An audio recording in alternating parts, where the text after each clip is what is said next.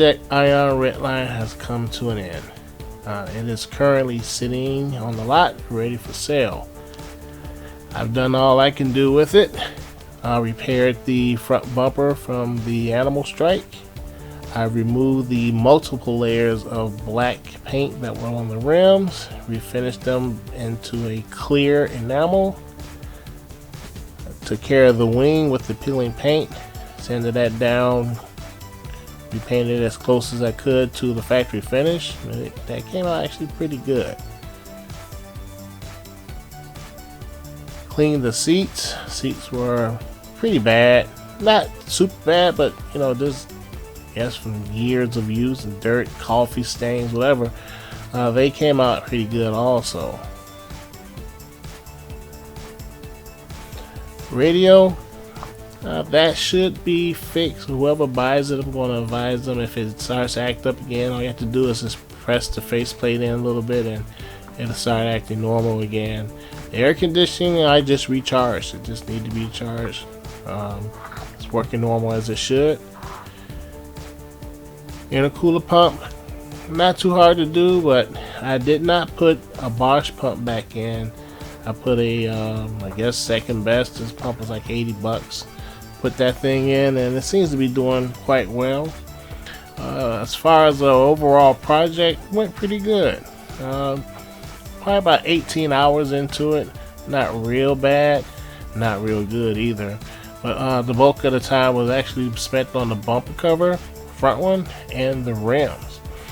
Buffing probably took about 4 hours total. Not so bad. Pump took about hour and a half with the bleeding. Headlights, which I didn't show, took about half an hour. Not so bad. Pretty good car. I drove it around, put a few miles on it just to make sure everything was stable with it. It's a great car.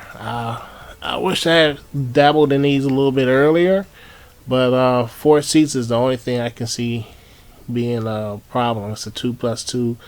If it had room in the back for 3, I would consider keeping this thing. I'll go out and buy it and keep it for myself. But that's not going to happen when it being a 2+2. Can't get the entire family in the thing, so there goes the fun.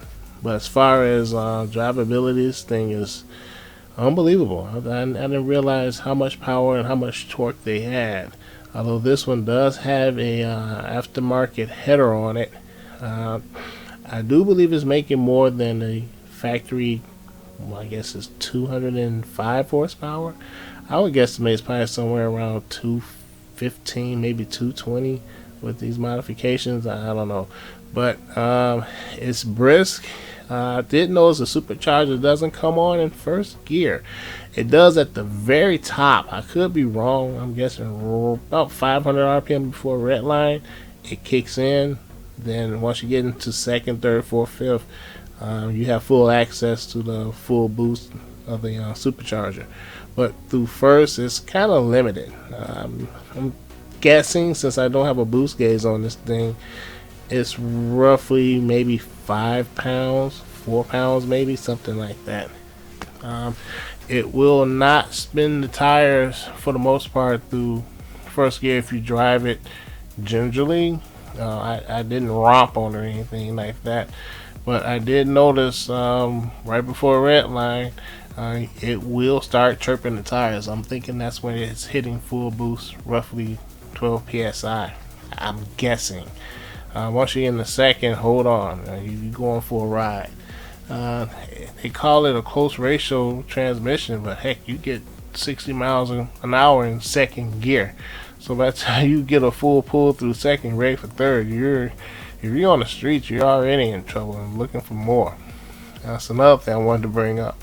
As far as performance cars are concerned, especially modern ones, it's good to get a car that can get you out of trouble faster than it can get you into trouble. That's a must, especially if you're going to be clowning around or misbehaving, I guess you would call it, on the streets. You want to get in trouble, out of trouble faster than you can get into it.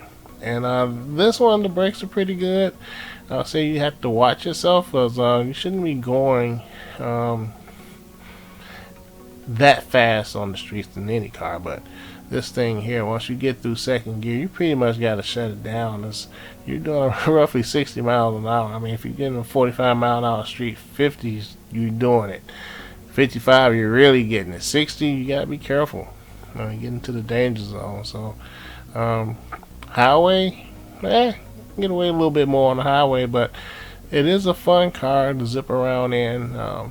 First gear, not so normal, I guess you would say, but second gear, when that supercharger kick in, hang on. And that sound is addicting.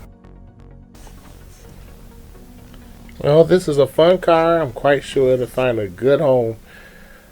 Thanks for watching. I'm looking for the next project as we speak. Remember to like, share, and subscribe.